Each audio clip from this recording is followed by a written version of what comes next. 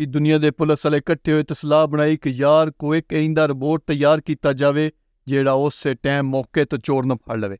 आखिरकार कई सालों की मेहनत कोशिश ते तजर्बियां तो बाद एक ऐसा रिपोर्ट तैयार कर लिया गया जेड़ा उस टाइम मौके तो चोर न फड़ लेंदा है।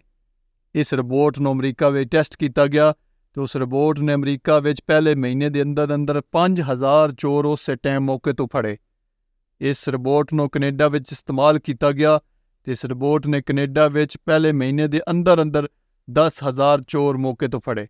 आखिरकार उन्हें सलाह बनाई कि इस रिपोर्ट को किसी ऐसे मुल्क भेजा जाए जिथे बहुत ज़्यादा चोरियां होंदियां। उन्होंने जेहन में नाम आया पाकिस्तान का। उन्हें इस रिपोर्ट को पाकिस्तान वास्ते रवाना कर दिता। ये रिपोर्ट जिमें ही पाकिस्तान लाहौर एयरपोर्ट पर पहुंचा वो रिपोर्ट ही चोरी हो गया। वेलकम टू पाकिस्तान बेबी, माड़ा कभी आओ ना पाकिस्तान खुशबू लगा के।